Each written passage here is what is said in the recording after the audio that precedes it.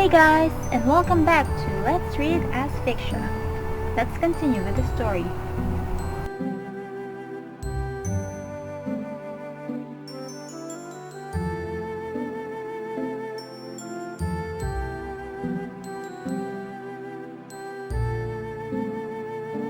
Alright? I feel like I'm going to be sick. Well, I did warn you. But at that point, it was already far too late. You look even sicker now than you did when you drank all that absinthe. Don't even talk to me about absinthe.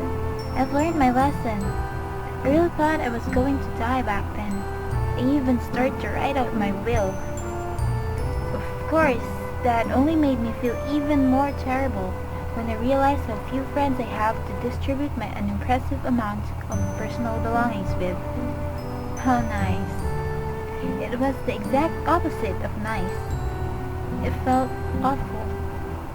Then, why did you drink it? Because I'm young.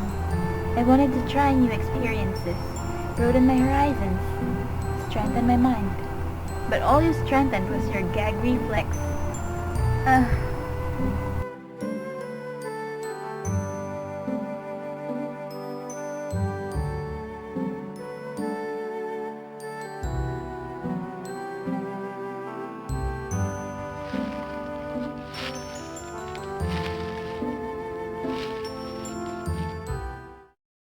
Hey.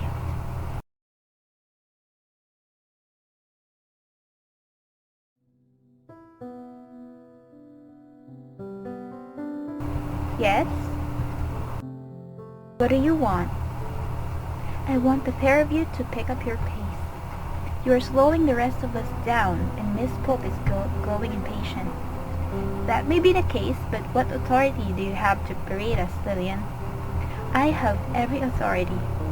I am the head of the student council, as you should be aware given that you are the treasurer. We have attended enough meetings together that I thought you would remember. Or else, is my face so very nondescript you forgot? No, that isn't it.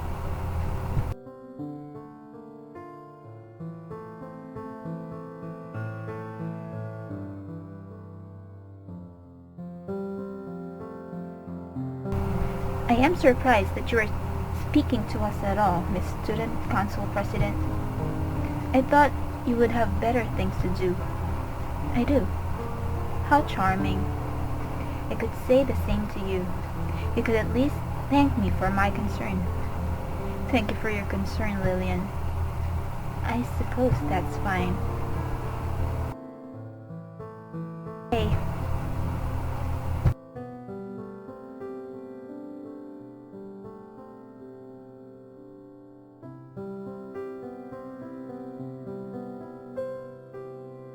Yes? What is it? Better and well. Is there some kind of problem? I'm fine. Are you sure? Well, I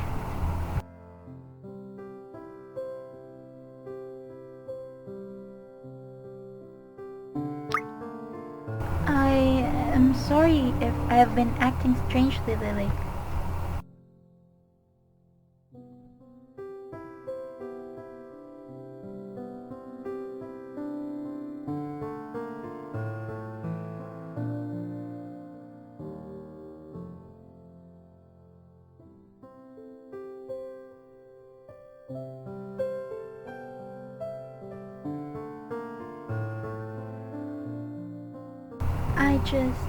I cannot help myself.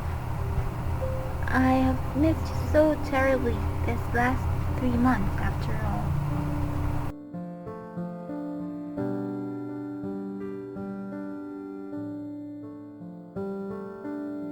I am flattered that you miss me, Samantha, but now is not the time or the place. No, I suppose it isn't. What? So that's all you have to say, is it? Yes, that's all. Even though Samantha is supposed to be your friend? Exactly. She's supposed to be my friend. This is between her and I, not you. Why, of all the nerve! At any rate, I just wanted to tell you to pick up the pace. That's all. Right, sure.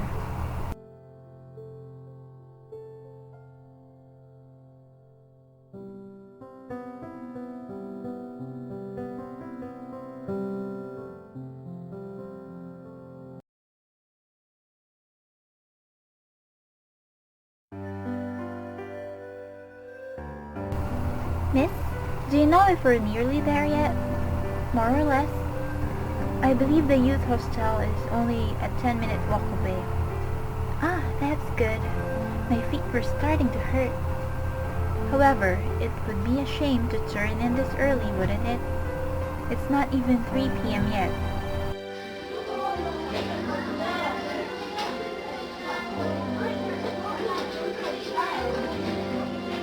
Now then, this would not be a proper school trip unless there was an itinerary of exciting academic activities lined up, would it not? Come on, don't sound so downhearted. Learning is fun, isn't it? That was why you agreed to go on this trip, right? It certainly wasn't because we wanted a free holiday, was it, Mr. Quincy? No, of course not.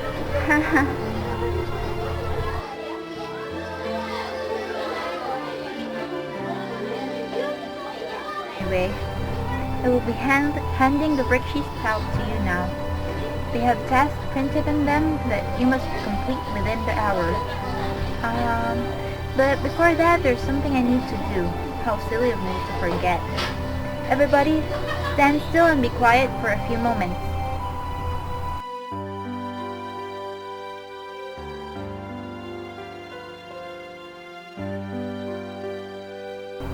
Good. Now that I have ascertained you all are all here, I'm going to divide you up into groups of 4. And yes, I am aware we have an odd number of students. Thank you, Miss De Quincy. Despite being an English teacher, I can still do primary level mathematics, incredible though they may seem. So that will be 5 groups of 4 and 1 group of 3. Now let me see. How am I going to divvy you up?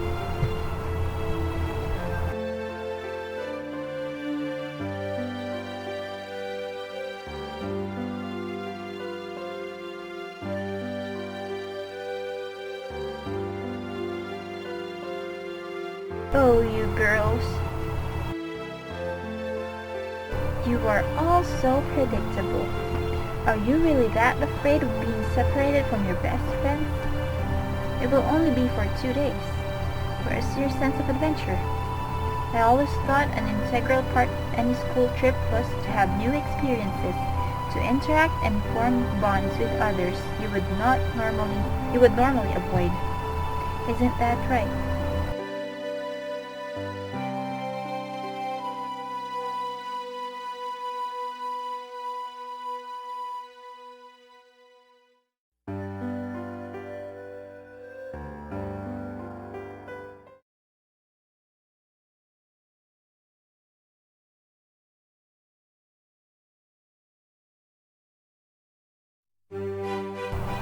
I can't believe I got grouped with you. The feeling is more than mutual. How can a feeling be more than mutual? I know you want to one-up me, Bobby, but that kind of hyperbolic exaggeration doesn't actually make any sense. If you want to correct people, do it over YouTube. I'm not in the mood. Oh, I thought you would be happy, Bobby. And what exactly should I be happy about? Why, I was trying to teach you something new, of course. Education is very important. Being from Bristol, you probably didn't have much in the way of it during your younger years. Where I'm from is completely irrelevant. As if a person like you could have anything to teach me.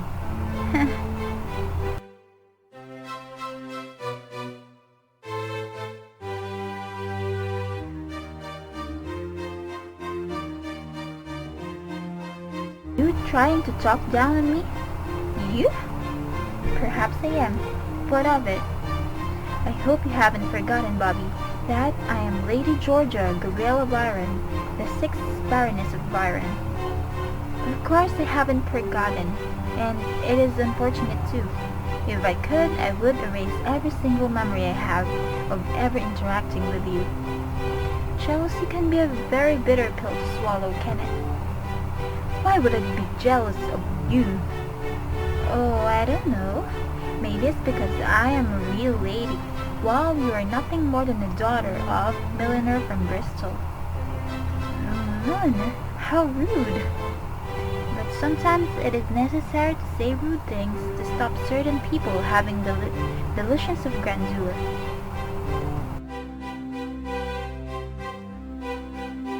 What are you doing? Get away from me. I'm just thinking.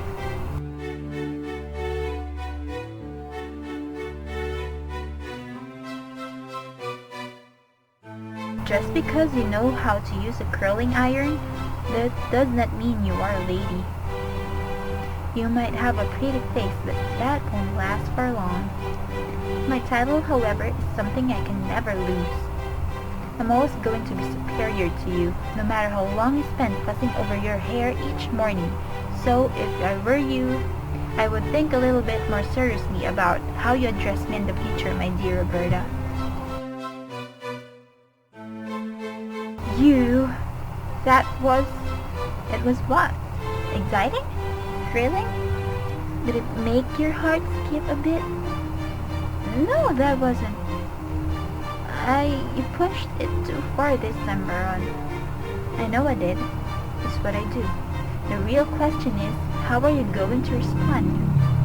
I wait with bated breath for your, no doubt, incredibly witty response. What was that? I didn't hear you. Surely you aren't going to let me get away with it, are you? You have to say something. If you don't, it will only confirm my saddest suspicions that you really are an insipid bore with no capacity for imagination. Right, that does it. Roberta, stop.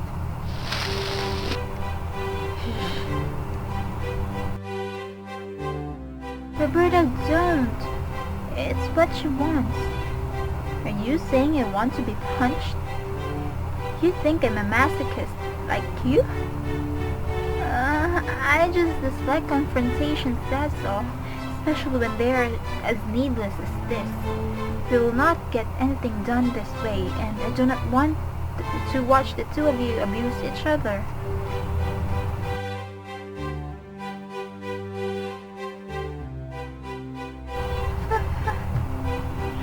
You would prefer it if you were the one being abused instead, right? Isn't that why you've been chasing after Lillian for so long, even though she no longer wants anything to do with you? I don't know why you like Lillian so much myself. I've always thought she's exceedingly pompous and self-serving. She irritates me. Everyone irritates you, Byron. Then perhaps, though it pains me to admit it, we have a few things in common after all.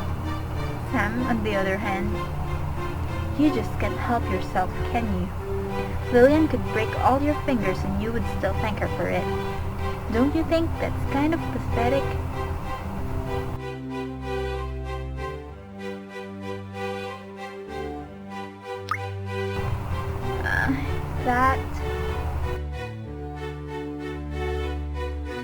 That has nothing to do with this. Don't insult Lily like that.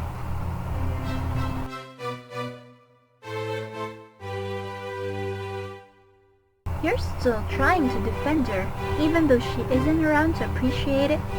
How admirable. Maybe I'll tell Lily about your dog-like devotion and she may pat your head. Well, given she doesn't want to talk to you anymore, that seems fairly unlikely, doesn't it? So tell me, as I have no reference point to go on, being fortunate enough to have never been so deluded in my life, how does it feel to be besotted with an ice princess so in love with her own genius? She would sooner wax poetical over her own reflection than comfort you.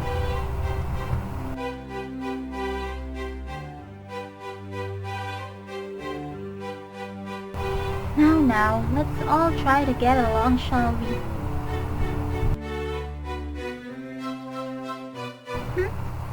Are you trying to tell me what to do, Percy? No. I'm just saying that Samantha has a valid point. We will get this task done more quickly if we cooperate. After all, isn't that what the school trips are all about? This book said it too. Forming bonds, new friendships, working as a team, even amongst people who at a glance may seem completely at odds with each other. You don't think Miss Book really believes all that, do you? Well, I suppose not, but there is no reason why I can't believe it. In theory, maybe, but theory never works out so well in real life. That's no good, Georgia. Your lazy cynicism is the reason why these theories never break. It's because you don't try. You mean, if I learned to change my wicked ways, the whole world would become a peaceful utopia overnight? Of course I didn't mean that. I just think if you stop being so pessimistic, you could make a difference. Everybody holds the potential within themselves to make a change. Yeah, sure, and that's why peaceful protests work so well, isn't it? I wish you would stop being so prickly, Georgia. It's not necessary. Yes, for a so-called lady, you aren't very good at remembering your manners, Georgia. Oh, do be quiet, Bobby. Your voice grates on me.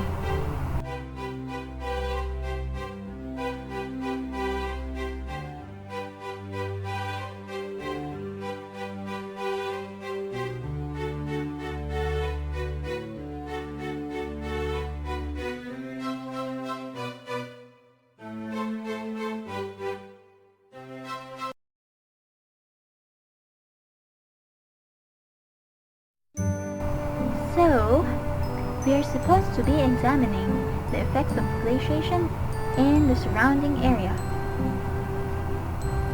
I feel like I'm turning into a glacier just standing here. I'm going to walk around a little. I need to get the blood flowing in my veins. Why would you need that for? I thought cold and ambiguously undead was part of your aesthetic. It is, but even I have my limits. Pale and interesting is one thing, but catching pneumonia is another.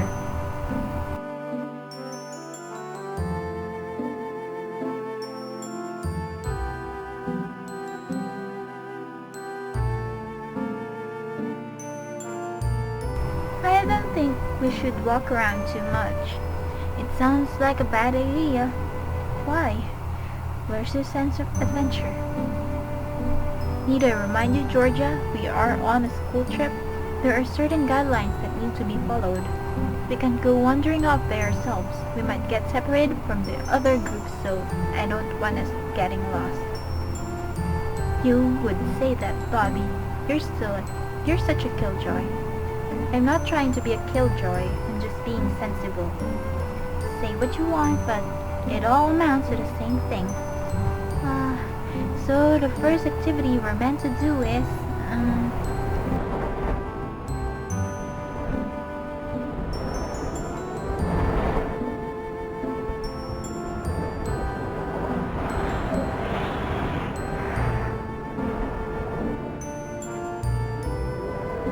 can't you hurry up, Percy? Tell us what we need to do so we can go and get it done, and do it now, please. I'm going to die of exposure out here.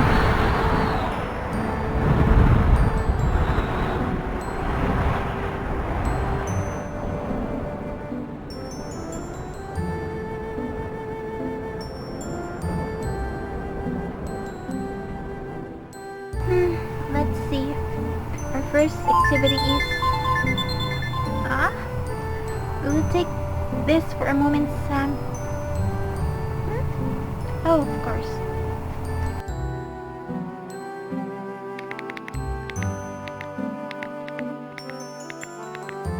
Is your keep you bothering you again, Percy. Don't read my messages. They're private. Even to me, your dearest and closest friend. Especially to you. Oh? And what's that supposed to mean? I have not been your friend all these years for nothing, Georgia. I know what you're like. You're utterly incapable of keeping secrets if you think they'll make for your interesting stories.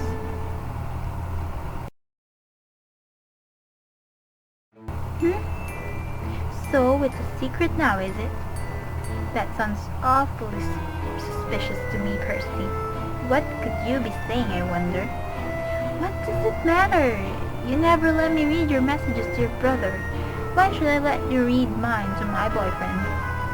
That's because my messages to my dear brother, half-brother, let me remind you, are about family concerns. Your messages, however, are of a more salacious cast, correct? Salacious? Like matters of the physical. Just stop it! Why must you try to make my relationship sound so sordid? It is sordid though, isn't it? Why else would a man and a woman be calling and texting each other at all hours? Don't be so crass. Harry would never be so presumptuous. He's sweet and sensitive. He writes me poetry, Georgia. And it is this man, the ones so narcissistic they fancy themselves poets, who are the very worst. Don't say those kinds of things about Harry. He's been having a rough time lately and has been feeling down. That's why he has been calling and texting me so much lately. He must have been more than a little down, given how very often he keeps sending you messages. Your phone was beeping so much on the bus I couldn't focus on my book.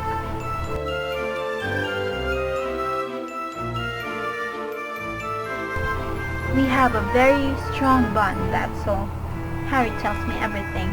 That's how close we are. I know from the bottom of my heart that Harry is the one for me. My other self, my platonic egg, my soulmate if you will. For a smart girl, Percy, you can be awfully stupid at sometimes. What do you mean? You're so idealistic. It's like you don't even live in the real world. Despite your declarations that Harry is your soulmate, you've never even met him in real life. For all you know, he could be a serial rapist. Don't say such horrid things. How can you even make that accusation, and so boldly too? You don't know anything about him, and neither do you. Not really. I know enough. I'm not a child, Georgia. No, you are not, but between the two of us, who was the most experienced with the opposite sex? Well, exactly. And can't you see the warning signs? Warning signs? What warning signs? The guy keeps threatening to kill himself. Don't you think that's just a tiny bit manipulative? Just a tad? It isn't manipulative. He's just a very emotional person. He feels things deeply like I do. We're a perfect match. Well, if he's as foolish as you are, perhaps it's true.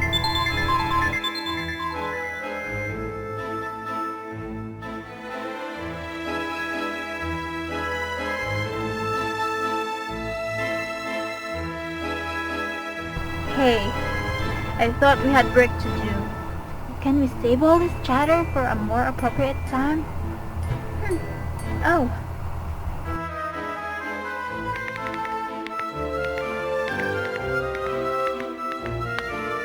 I'm sorry.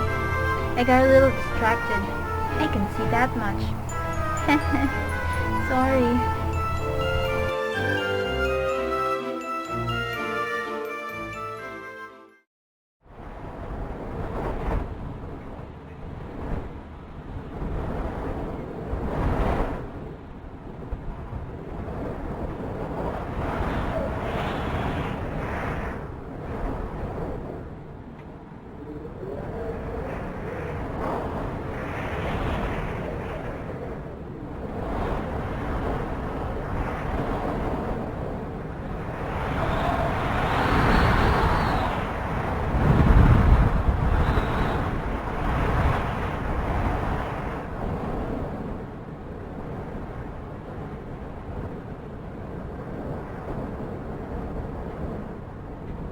Oh no, the group is left alone. So let's finish this episode here. Thank you guys for watching. Hope you enjoyed that. See you next time. Bye bye.